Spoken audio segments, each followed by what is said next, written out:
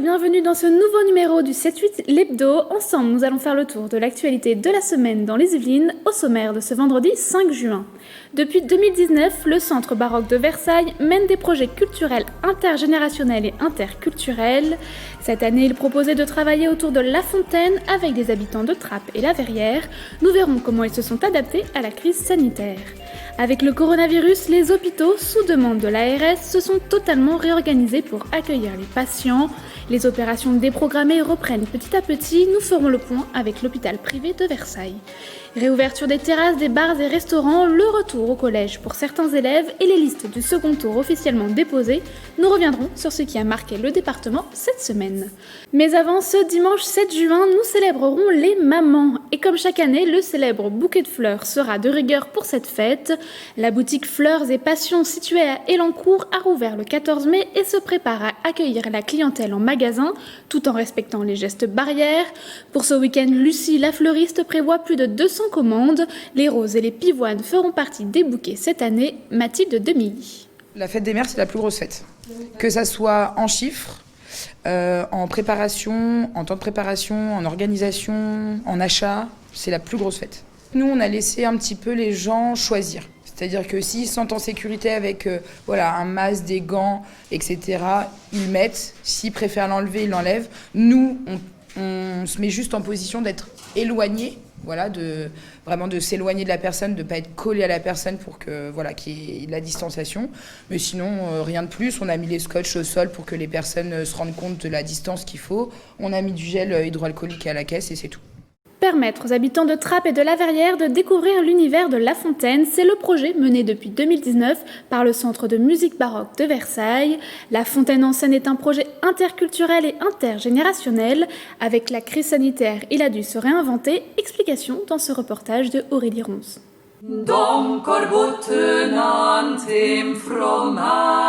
Une célèbre fable de La Fontaine, réinterprétée par une artiste du Centre de musique baroque de Versailles, c'est l'essence même du projet La Fontaine en scène, lancé en octobre 2019 à La Verrière.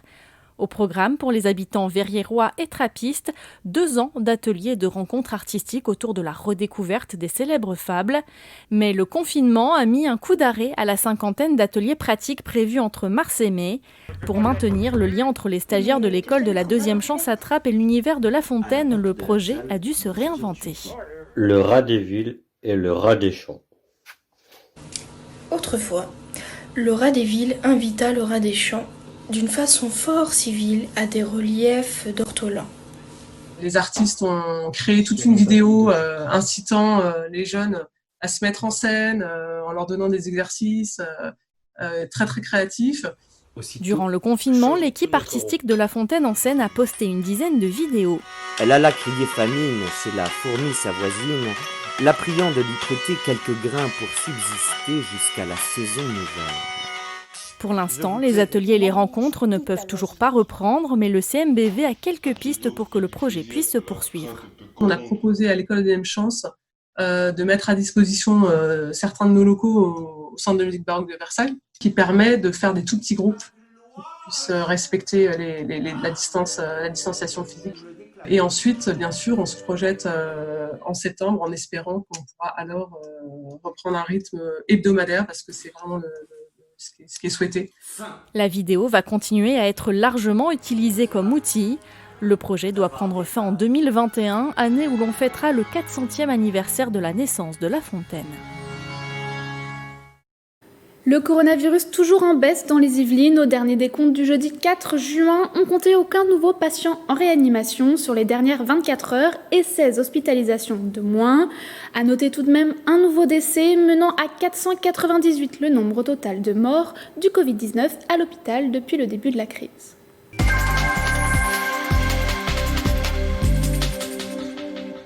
Avec la crise épidémique, l'Agence régionale de santé a demandé aux hôpitaux de reporter les interventions non urgentes et limiter les activités de soins pour pouvoir se concentrer sur les patients dits Covid. La pandémie étant en recul, les activités hospitalières reviennent petit à petit à la normale. C'est ce que nous allons aborder avec Éric Louche, directeur de l'hôpital privé de Versailles. Bonjour. Bonjour madame. Alors tout d'abord, comment ça s'est passé pour vous cette période si particulière au sein de votre établissement ?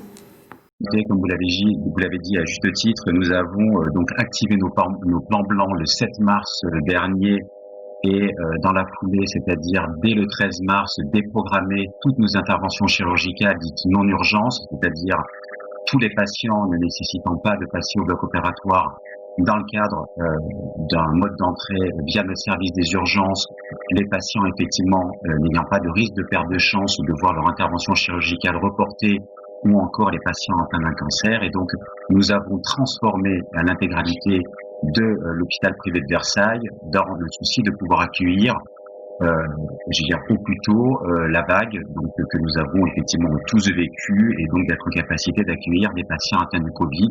C'est donc ce que nous avons fait puisque nous avons transformé notre salle de réveil en réanimation qui a été en capacité de pouvoir prendre jusqu'à 10 patients. Donc, au plus haut de la vague, nous avons eu 7 patients en simultané au sein de notre service de réanimation provisoire et également une unité d'hospitalisation de médecine Covid qui effectivement a été opérationnelle pendant plus d'1 mois et demi. Avec bien évidemment un service d'urgence qui a dû aussi se réorganiser puisque nous avons eu finalement 2 services qui ont été créés en parallèle, à la fois un flux pour les patients effectivement donc dits non Covid et un flux effectivement pour les patients Covid dans le cadre effectivement du souci de les prendre en charge dans les meilleures conditions. Donc, quelle est la situation aujourd'hui? Comment préparez-vous la réintroduction des patients non Covid? Alors effectivement, comme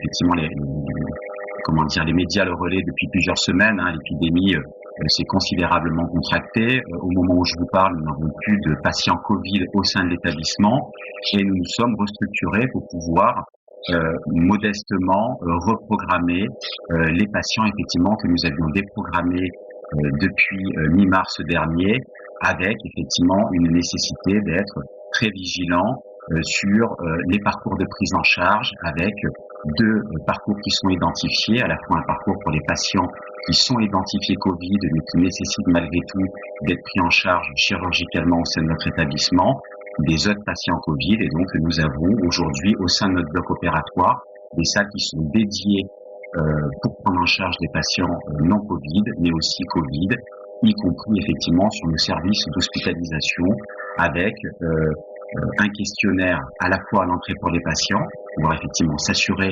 au-delà des prélèvements qui peuvent être prescrits par les médecins, qu'ils ne sont pas porteurs effectivement du Covid, mais aussi un questionnaire qui est remis à l'ensemble des chirurgiens pour pouvoir motiver leur indication chirurgicale, autrement dit sur une analyse bénéfice-risque qui consiste à finalement confirmer l'intérêt de prendre en charge le patient maintenant au bloc opératoire plutôt que dans quelques semaines avec une validation en réunion de spécialité pour pouvoir confirmer que le patient doit bien être pris en charge chez nous aujourd'hui plutôt que demain.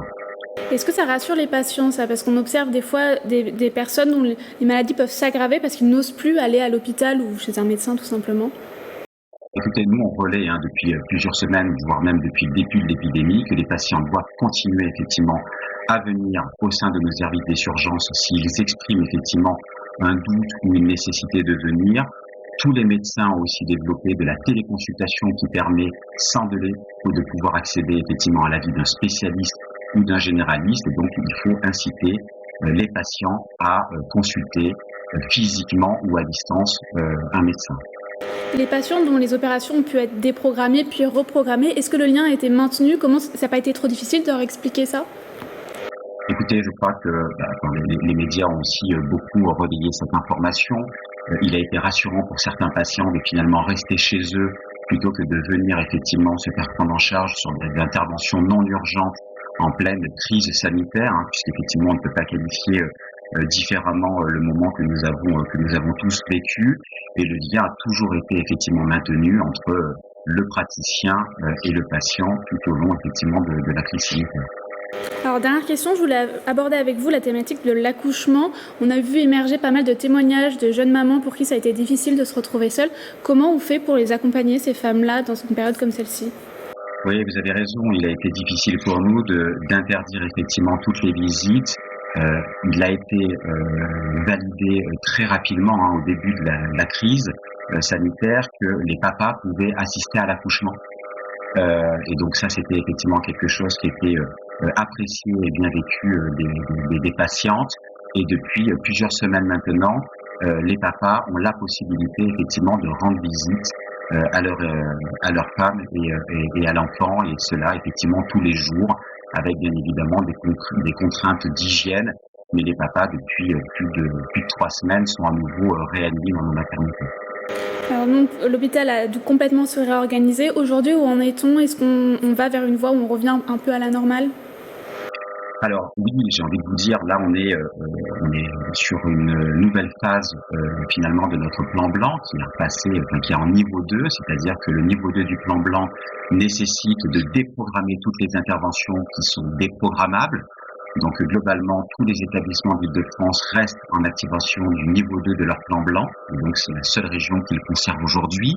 Ça changera probablement sur la deuxième phase du déconfinement qui aura lieu le 22 juin prochain. Mais au moment où je vous parle, nous avons effectivement déjà revu nos pratiques, puisque nous allons désormais effectivement prélever tous les patients qui doivent être pris en charge chez nous. Donc on va leur réaliser une PCR à partir de début de la semaine prochaine, au moins 48 heures avant leur admission, pour pouvoir confirmer effectivement qu'ils ne sont pas porteurs effectivement du Covid, ce qui nous permettra effectivement d'être plus souple sur effectivement la prise en charge dans le secteur d'hospitalisation et au bloc opératoire, mais néanmoins on conserve un tri à l'entrée pour tous les visiteurs et les accompagnants, avec un port du masque systématique. Donc on incite les visiteurs et les patients à se munir d'un masque, et s'ils n'en ont pas, on leur fournit systématiquement un masque chirurgical. Le lavage des mains est naturellement effectivement systématique. Et puis, bien évidemment, les visites sont aujourd'hui encore extrêmement régulées, et les interventions au bloc opératoire restent conditionnées sur effectivement cette appréciation du chirurgien de prendre en charge le patient maintenant plutôt que demain, avec tous les critères que j'avais pu évoquer précédemment. Donc j'ai envie de vous dire, nous ne sommes pas encore sur un fonctionnement normal, mais les jours et les semaines effectivement qui s'annoncent nous laissent penser qu'on le sera. Merci Eric Louche d'avoir répondu à nos questions. On arrive à la fin de cet entretien. Merci à vous. Je le rappelle, vous êtes directeur de l'hôpital privé de Versailles.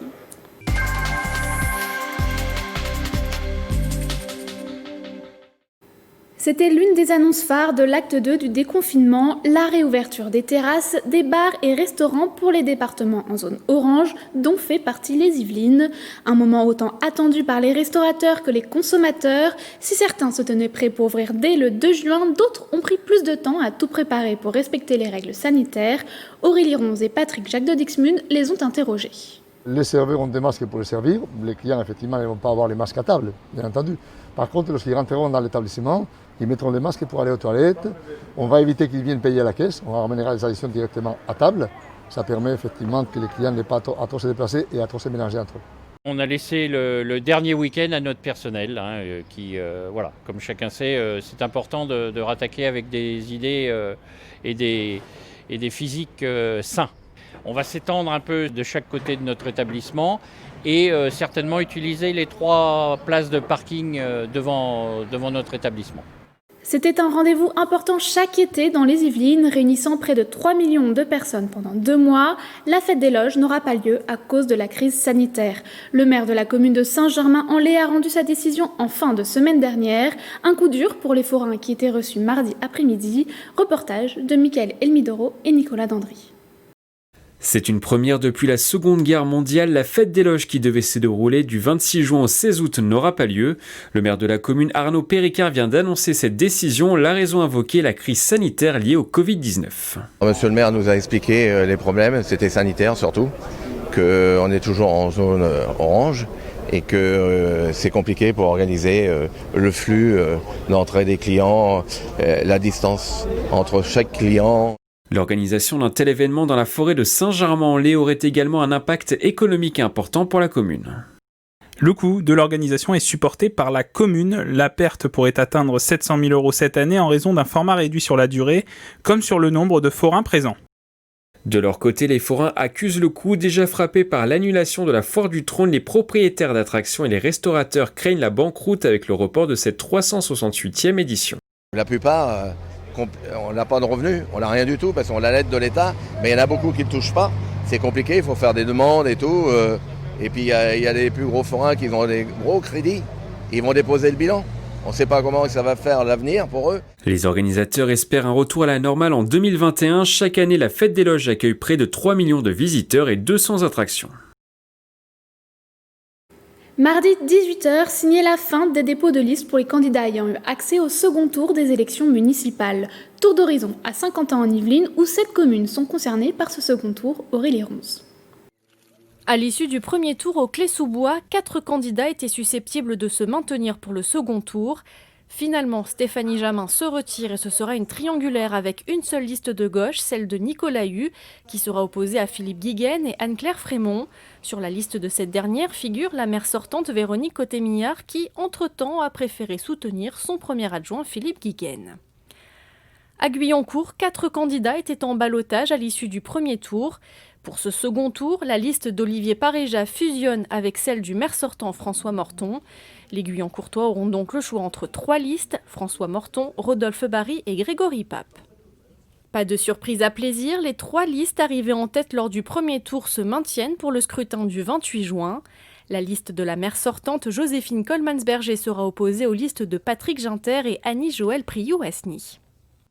Pour ce second tour, il n'y aura pas d'alliance à trappe, ce sera une triangulaire avec la liste du maire sortant Guy Malandin, celle de son ancien adjoint Ali Rabé, enfin la liste du conseiller municipal d'opposition Othman Nasrou.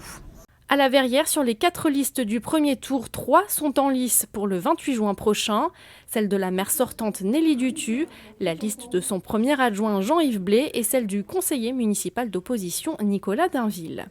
Surprise en revanche à Villepreux avec une fusion de listes, celle de Valérie Bain arrivée en seconde position lors du premier tour et celle de Sylvie Sevin-Montel arrivée 4e. Il y aura donc une triangulaire à Villepreux avec le maire sortant Stéphane Mirambeau, Valérie Bain et Jean-Baptiste Amonique. 3, c'est également le nombre de listes pour le second tour à Voisin-le-Bretonneux, des listes identiques à celles du 15 mars dernier, celle de la maire sortante Alexandra Rosetti, celle d'Olivier Afronceau et de Béatrice Pierrat. Et ce sont en tout 45 communes des Yvelines où les électeurs devront retourner aux urnes le 28 juin prochain. À Mantes-la-Ville, pas de quadrangulaire pour le second tour, mais un duel à 2. Dès le lendemain du premier tour, Romain Carbone avait fait savoir qu'il se retirait. La candidate de la gauche, Amitis Mesdagui, s'est également retirée de la course il y a 2 jours. Conséquence pour le scrutin du 28 juin, le maire sortant Rassemblement National Cyril Naute fera face à la liste diversante de Samy Damergy. Un duel d'ailleurs dans lequel s'est immiscé Pierre Bédier, le président du conseil départemental élu du canton de Mantes, appelle à voter pour Samy Damergy dans un communiqué pour mettre fin, je cite, à la paralysie, l'isolement et à l'égarement de la commune. Au Mureau, ce sera une triangulaire entre les 3 candidats arrivés en tête lors du premier tour. Le maire sortant François Garret sera face au candidat d'hiver droite Hervé Rioux et à la candidate d'hiver gauche Agnès Étendard. Enfin, Rambouillet, triangulaire également, la candidate d'hiver droite Véronique Matillon, arrivée en tête le 15 mars dernier, sera opposée à la liste écologiste de David Jutier et à la liste LREM de Gilles Schmitt.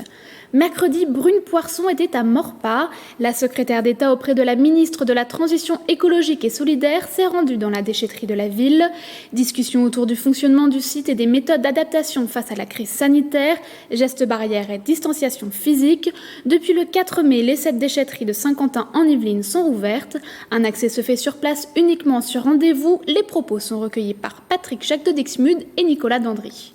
Quand on le voit, et surtout quand on le voit il y a à peine quelques semaines, il y avait en gros 30% des déchetteries seulement, au pic de la crise, qui étaient ouvertes. Et bien là, au contraire, sans même attendre la fin du déconfinement, et bien cette déchetterie a montré que tous les acteurs, ensemble, s'y sont mis main dans la main pour, dans le respect des règles sanitaires, pouvoir rouvrir et réoffrir ce service essentiel non seulement à l'environnement, mais aussi à l'ensemble des citoyens. Jeudi, les collégiens ont repris le chemin de l'école. Le collège de Magellan, situé à Chanteloup-les-Vignes, est resté ouvert pendant le confinement. Il accueillait les enfants du personnel soignant pendant la crise sanitaire. Jeudi matin, c'était la rentrée des élèves de 6e en différé. Par groupe de 10 enfants, Manon Varaldo était sur place. C'est une rentrée particulière pour les élèves du collège Magellan à Chanteloup-les-Vignes. Dès leur arrivée, désinfection des mains et port du masque obligatoire. Ça va, mon grand, tu vas bien ? Voilà, toujours par les élastiques. 38 élèves de 6e font leur retour dans cet établissement d'une capacité totale de 299 élèves. Distance d'1 mètre, séparation des tables à la cantine, affiches, tout le protocole sanitaire a été mis en place. Le ménage est également accentué dans ce collège qui accueillait les enfants du personnel soignant pendant le confinement. On ne fonctionne plus comme avant. Les enfants n'ont plus de carnet de liaison. Ça veut dire qu'il n'y a plus de punition. Il n'y a plus d'heures de retenue. Donc je vous dis, c'est un vrai rapport de confiance, d'accueil. On essaye aussi de s'adapter davantage aux élèves. Dans les classes, 11 élèves maximum, sauf dans les salles de sciences avec 15 élèves. Certains professeurs continuent le suivi des élèves à distance, mais la plupart des enseignants sont de retour. Ils mettent en place des projets pédagogiques avec leurs élèves. La fresque qu'ils veulent peindre dans la cour, ou qu'il s'agisse, pour raconter cette histoire du déconfinement, de faire une chanson avec une artiste. Les enfants pensent aussi aux vacances. Dans ce contexte particulier, la ville proposera des activités. C'est un principe. Il n'y a pas une journée où on ne propose pas quelque chose, un groupe, 2 groupes, 3 groupes. Utiliser l'ensemble du territoire et tout ce qu'il a comme équipement public, comme équipement d'extérieur. Troisièmement, travailler sur toutes les tranches d'âge, faire de l'éducatif, du culturel et du sportif, tout mélanger, et faire autant que se peut, et c'est ce que j'étais en train de valider, de la mise à distance aussi, un certain nombre de possibilités à l'extérieur. 41% des élèves ont déclaré revenir au collège Magellan à partir de lundi. Et pour ceux qui restent encore confinés, ils continueront de suivre les cours à la maison. Cette situation d'élèves loin de l'école depuis mi-mars inédite a provoqué plusieurs inégalités. De nombreuses familles n'ont pas pu assurer la continuité pédagogique par manque de moyens technologiques. Pour remédier à cela, l'association Le Rocher Oasis des Cités aux Mureaux s'est occupée d'équiper des familles en matériel informatique, propos recueillis par Aurélie Ronce. L'idée c'était on a fait une sorte de recensement, on va dire, des différentes familles avec lesquelles Le Rocher est en lien. Et il nous a semblé pertinent de fournir ces ordinateurs-là aux familles qui avaient des soucis, dans lesquels il y avait plusieurs enfants à faire travailler, des familles avec lesquelles on avait aussi un lien construit dans le temps. C'est des enfants qui sont accompagnés par Le Rocher depuis plusieurs années maintenant. Des collégiens parfois engagés contre le harcèlement scolaire. 11 projets ont été primés jeudi lors d'une cérémonie virtuelle. Le concours Non au harcèlement a livré son palmarès 2020. Il a pour but de donner la parole aux jeunes sur ce phénomène qui touche environ 700 000 élèves en France.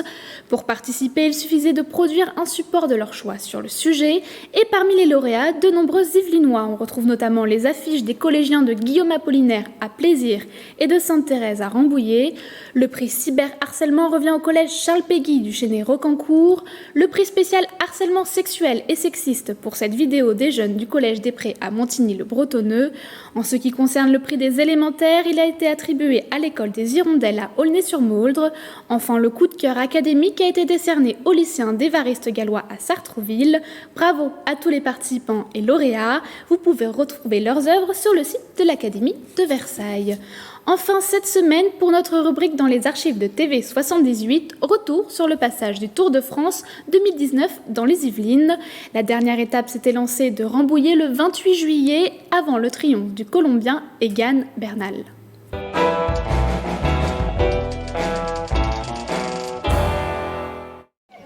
Vitrines, vélos, maillots, Rambouillet est aux couleurs du Tour de France ce dimanche 28 juillet. La grande boucle fait escale dans la Cité Royale à l'occasion du départ de la dernière étape vers Paris, une première depuis juillet 2012. C'est que du bonheur, c'est l'aboutissement de 8 mois de travail pour mes équipes, AISO naturellement, et puis une bonne centaine de bénévoles. Mais effectivement, c'est du bonheur parce qu'on va enfin vivre cette journée à Rambouillet tant attendue pour les Rambolitains, mais pour le territoire et pour beaucoup de visiteurs naturellement. Le rendez-vous a attiré plusieurs dizaines de milliers de spectateurs sur cette journée. L'occasion pour ces aficionados du vélo d'approcher les coureurs qui les ont fait vibrer cette année. On habite en région centre et on n'a pas d'étape à côté de chez nous. D'accord. Donc on est obligé de faire 2 heures de route pour venir les voir.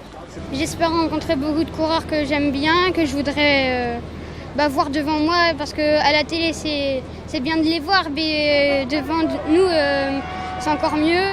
Celui que tout le monde veut voir, c'est lui, Egan Bernal. À 22 ans, le coureur colombien est presque assuré de remporter le Tour de France avant le départ à Rambouillet. Il doit juste terminer l'étape. Un résultat qui enthousiasme les milliers de supporters colombiens présents dans les Yvelines. Je suis très heureux, c'est l'un des plus grands jours de ma vie.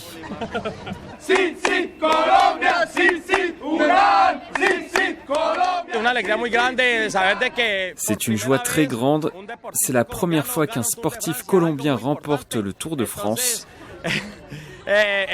C'est quelque chose de très important et nous sommes fiers de représenter notre drapeau et notre pays. Une fois les signatures et les selfies terminés, direction la ligne de départ pour les spectateurs pour voir le départ de la caravane et de ses 160 véhicules décorés aux couleurs des marques. Les coureurs s'élancent ensuite à 18h10 depuis le parc du château de Rambouillet et en direction de Paris. Les Yvelinois reverront le Tour de France l'année prochaine. Une convention a été signée par le département pour accueillir la dernière étape de la Grande Boucle jusqu'en 2023.